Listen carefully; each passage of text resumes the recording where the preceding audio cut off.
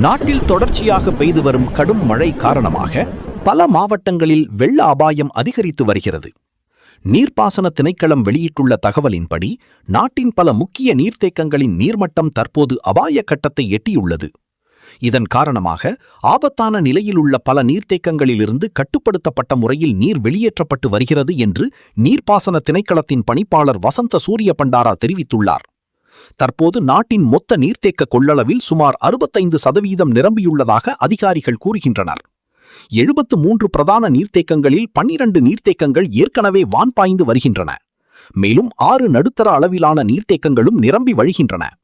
இதுவரை பெரிய அளவிலான வெள்ள பாதிப்புகள் பதிவாகவில்லை என்றாலும் எதிர்வரும் நாட்களில் மழை மேலும் அதிகரித்தால் நீர் வெளியேற்றப்பாட்டின் அளவும் அதிகரிக்கப்படும் என எச்சரிக்கை விடுக்கப்பட்டுள்ளது. குறிப்பாக குறுகிய நேரத்தில் பெய்யும் கடும் மழை காரணமாக ஆறுகள் இல்லாத தாழ்நில பகுதிகளிலும் திடீர் வெள்ளப்பெருக்கு ஏற்பட வாய்ப்புள்ளதாக வளிமண்டலவியல் திணைக்களம் தெரிவித்துள்ளது. இதேவேளை வங்கக்கடலில் நிலவி வந்த வளிமண்டல மேலடுக்கு சுழற்சி தற்போது குறைந்த காற்றழுத்த தாழ்வு மண்டலமாக மாறியுள்ளது. இது வட அட்சரேகை 10.1 மற்றும் கிழக்கு தீர்க்கரேகை 82.5 பகுதிகளுக்கு அருகில் மையம் கொண்டுள்ளதாக அறிவிக்கப்பட்டுள்ளது.